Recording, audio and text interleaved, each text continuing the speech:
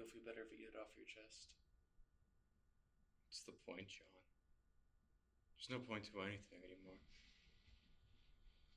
You want a hit? I've got some Tito's in the fridge if you'd like. I just want you to know you can tell me anything. I'm human. They can do whatever they want with me. There's no point to anything. Nobody's gonna do anything to you, Dr. McAllen. I'm not trying to hide anything. Shot my wife. Are you sure you don't want a drink? Everything happened so suddenly. It was this afternoon. Only a few hours ago. I was leaving for class. When I realized it was raining, I went back for my raincoat. And then I saw her. Saw her sitting in her room, in front of her mirror. She looked so gorgeous. Sitting in the dark with only 2 small lights on her dressing table turned on. Smiling, humming to herself as she put on her makeup. I'd never seen her look so beautiful. The mirror light shining up on her face. The rain tapping against the window behind her. I suppose all husbands have those moments. It was then I realized how terribly I've neglected her.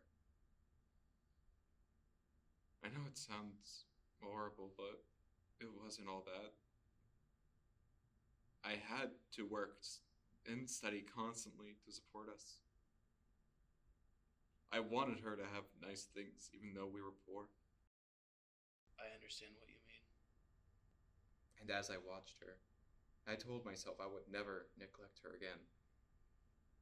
And then I tiptoed across the room to the dressing table. With her humming, she didn't hear me. I leaned down and gave her a quick kiss. The moment I kissed her, she shivered. She had goosebumps as if she was cold. I saw her face in the mirror, looking up at me. She looked repulsed. I was speechless, stunned. I see. There's this old Japanese saying, a woman only tells the truth to the mirror. And then she laughed at me. You should know better than to ruin a girl's makeup, she said. And then she started to reapply the spot where I kissed her. She got up and kissed me on the cheek. I've got to go, she said. I'm going to Sonia's. And then she left. And I was still speechless. I see. So that's how it all started?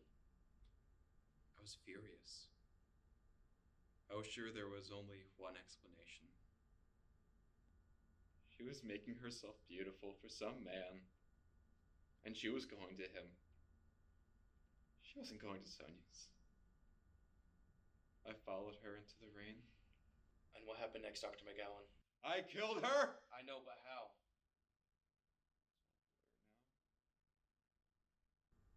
I saw her walk into the house. I went to the window and saw her run into another man's arms. I didn't even realize I had drawn my gun. I didn't realize I'd even fired until I saw her body drop to the floor. And then I knew I killed her. In that moment, I knew I'd lost the one thing in the world I loved. It's all my fault.